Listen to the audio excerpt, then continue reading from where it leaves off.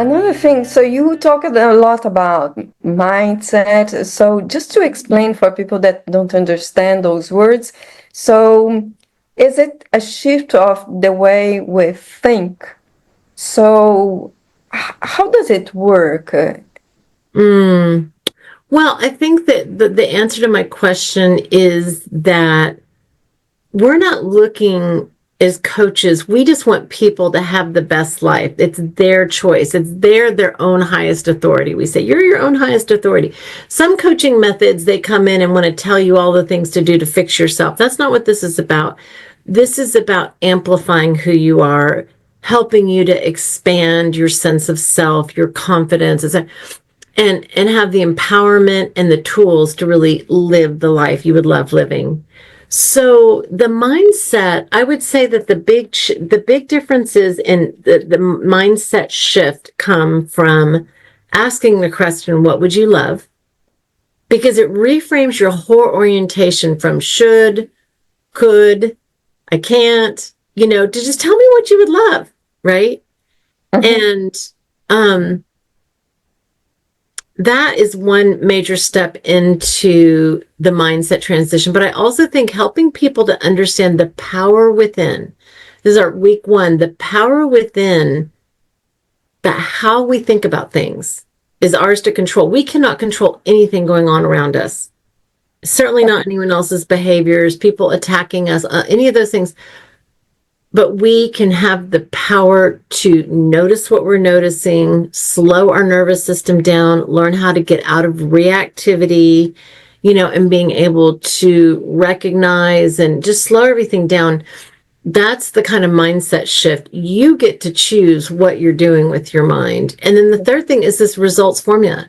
So once you get clear that you have this power within, right, to make changes, and you begin to get curious, noticing what you're noticing requires you to step into an observer self. This is more mindfulness in Buddhism, but the observer self is looking at that piece. And so the that part of us that can see it then can really look at the thought. Who's having the thought? The thought is, let me give you an example. We all think, oh, I'm having a feeling. I have a younger daughter who's like, I'm in the throes of anger. She's too young. She doesn't have control over her anger yet. But one day she will. It's maturation, right?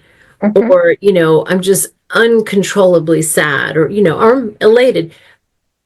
Part of this, the mindset development is getting the ability to notice the feelings. They're just feelings and separating from them and not feeling so attached to them and kind of looking at the feeling. And this takes time, right? It's a skill set, but the mindset comes from going, oh, I have a thought that leads to a feeling. So if I have lived a life where I really kind of am looking at life in a bit of a victim or a disempowered way, a lot of the feelings I feel resentful, angry, uncertain, right? And then I have certain actions that are not my full self. And so then I don't have the results I want. And then I have this self-sabotaging cycle where I'm just stuck. So when you ask me about the mindset shift, if I can get in there and show people there's other ways to think, those thoughts are not just something that you have to deal with. Like, you can separate from them and work with them in a more constructive way. Once you can get your thoughts shifted to make better feelings, and you can just get away from the feelings and work with them in a different way, you're going to have better actions for yourself, and those actions will get the results you want. It takes time, right? But I think that most of us have no idea that we have so much control over our thoughts and our feelings. Those two are essential. Like, I spent a lot of time with people in the early days of coaching, just getting them to see that the power that's sitting there, it's locked in. And then I think I had one other thing I was going to say about mindset, but I forgot. Um, it's gone. That idea is gone, but I'll come back to it. It's okay. Yeah, but that results formula is super important for people being able to see. Oh, I know what I was going to say. I learned something recently, which is that do you have any idea how long most how long most like a feeling experience, like of anxiety or anger. Do you know about how long that lasts when you're in the feeling of anxiety or a very strong emotion? It's only a few minutes. Like the worst of it is like 3 to 5 minutes, let's say. I'm not going to quote myself because I don't have it in front of me. But yet we spend our life avoiding anger, fear, sadness. Like we spend so much time trying to block up something that if we'll just let it kind of wave through us, it's very temporary.